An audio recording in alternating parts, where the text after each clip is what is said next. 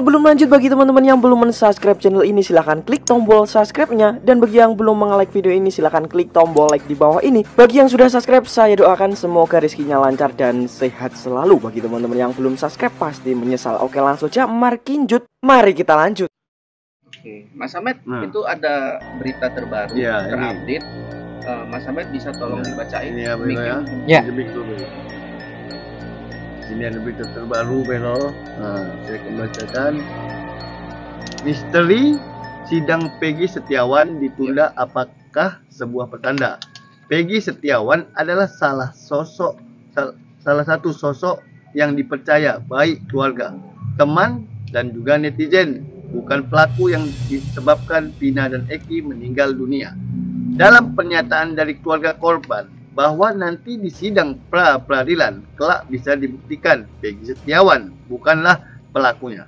Sidang Peggy Setiawan yang diharap bisa dimulai pada 24 Juni ini mendadak ditunda hingga 1 Juli 2024 dengan alasan pihak Polda Jabar tidak hadir di persidangan. Apakah ini sebuah pertanda bahwa Peggy Setiawan bukan pelakunya dan pihak Polda Jabar tidak memiliki bukti dan saksi yang kuat?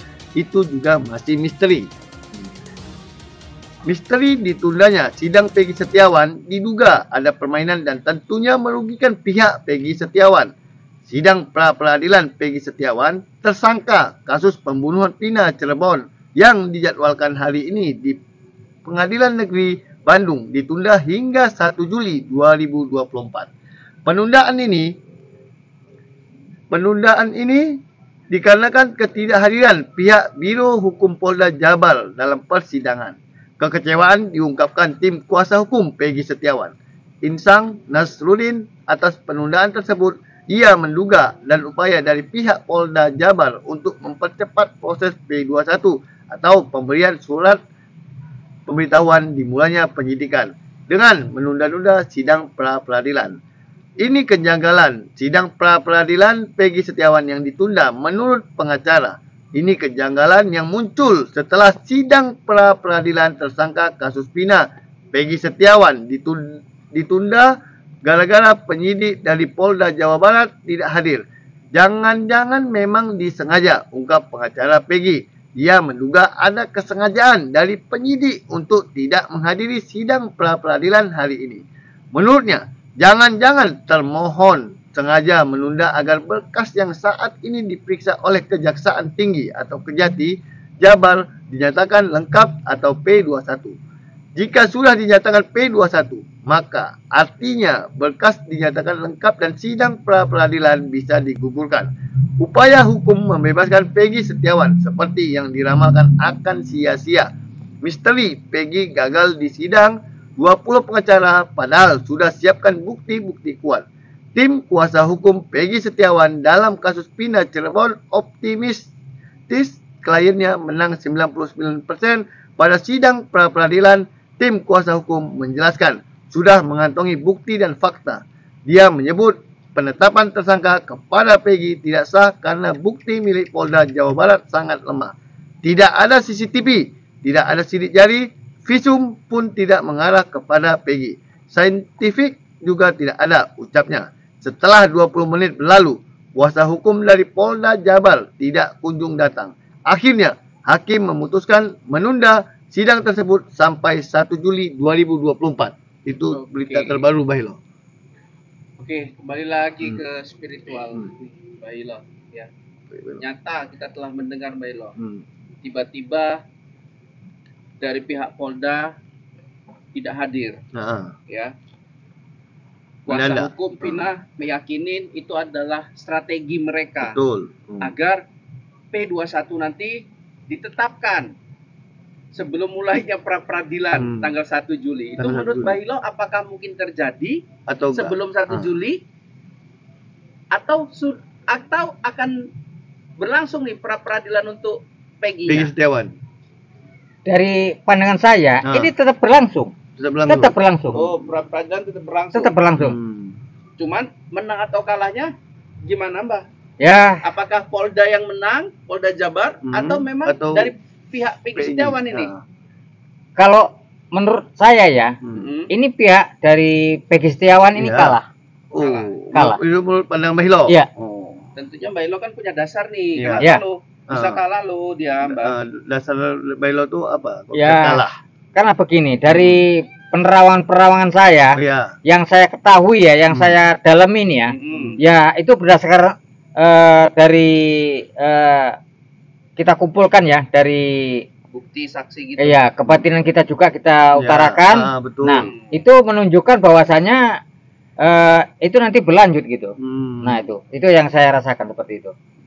Iya, jadi memang tadi saya tanya sama Mbah Ilo kan, apakah Mbah Ilo yang sudah menyatakan gitu dalam penerawangannya Peggy akan mendekam lama di penjara, ini kan sebuah apa ya, kesimpulan atau hasil. Kita mintanya sama Mbah Ilo, apakah Mbah Ilo tidak bisa mencarikan cara atau ada celah yang bisa membuat Peggy Setiawan itu terbebas? Iya, jangan ditahan Mbah Ilo. Ya, begini ya. Tidak bersalah. Saya pun tidak bisa kita bilang kalau memang itu bersalah ya, kita dukung, kita lakukan ritual begitu. Nah, itu kita salah Mas Amet. Nah, jadi kita lihat saja bagaimana nanti ke depannya ya.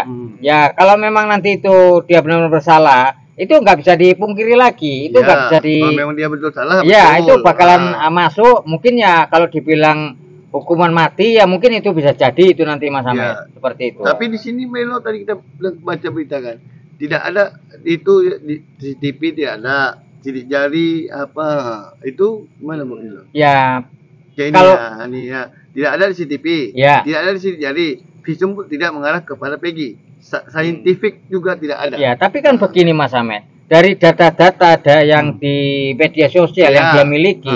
Nah, di situ kan menunjukkan kuat bahwasanya Peggy Setiawan ini yang membuat dia terjerumus begitu. Nah, itu tadi. Tapi saya mau tanya nih sama Mbah Ilo nih ya. Ini harus dijawab nih, mungkin dari kebatinan Mbah Ilo nih. Iya.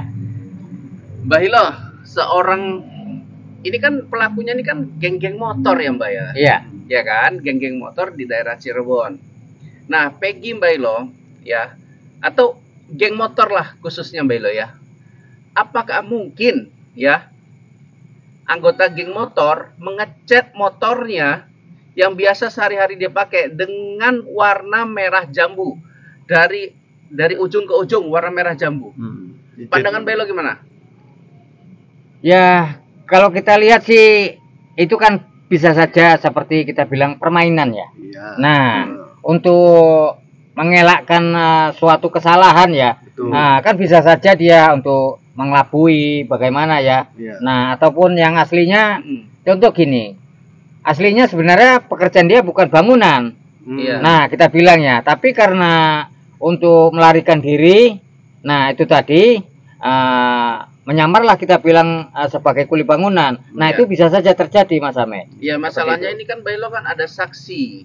Saksi inilah mungkin sebagai Mbah Ilo ya kan. Ada orang tua, kita punya anak, ada orang tua, ada saudara. Nah, inilah yang membuktikan bahwasannya yang ditersangkakan ini bukan seperti itu. Masa sih kita lebih percaya orang lain dibandingkan keluarga orang tua yang sehari-harinya melihat beliau nih, ya kan? Karakternya gimana, tindak tanduknya gimana gitu. Nah, Mbak Ilo pada saat itu Peggy ini mempunyai motor berwarna merah jambu Mbak Ilo, yang pada saat kejadian itu langsung diambil dari rumah orang tua Peggy Setiawan. Warnanya pink dan kondisinya sudah sebulan mati, tidak bisa digunakan. Bahkan pada saat diambil oleh polisi itu kondisinya mati Mbak Ilo, tidak bisa hidup. Itu gimana menurut Mbak Ilo? Ya, mungkin begini ya, bisa jadi ya, karena mungkin sosok arwah pina tersebut ya, ataupun kodamnya kita bilang ya, atau jin korinnya. Nah, ingin menangkap si pelaku seperti itu. Tidak senang bahwasanya kalau si pelaku ini belum benar-benar ketangkap seperti itu. Nah, itu.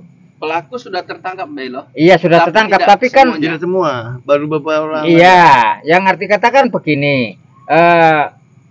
yang sosok pelaku utama ataupun kan ini sebenarnya yang itu dicari. betul. Nah, ke dalangnya lah. dalangnya kita bilang. Nah, itu tadi.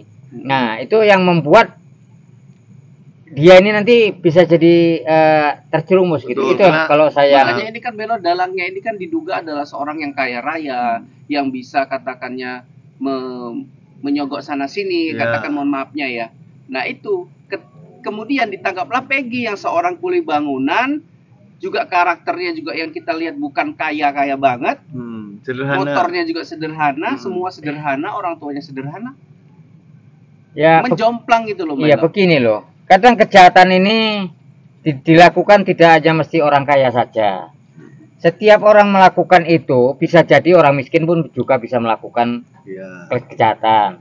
Nah, jadi itu kalau bilang kaya dan miskin itu tidak jadi faktor begitu ya untuk melakukan kejahatan. Itu mereka siapa aja pun bisa gitu. Oh, gitu. Jadi kalau Mbak Hilo ini kesimpulannya menggambarkan si Peggy Setiawan ini pelakunya dong berarti. Ya bisa jadi ditahan nanti itulah. Kalau kita lihat saja nanti ujung-ujungnya ataupun ke depannya. Berarti netizen ini yang semua ngomong Peggy Setiawan bukan pelakunya, ini Mbak Hilo bertolak belakang nih sama netizen tuh bilang itu bukan. Iya, itu kan menurut mereka. Tapi kita lihat saja nanti hasil akhirnya bagaimana. Kita lihat kita lihat saja gitu. Betul. Jadi di sini pun kita nggak guna berdebat ya, tidak ada untungnya.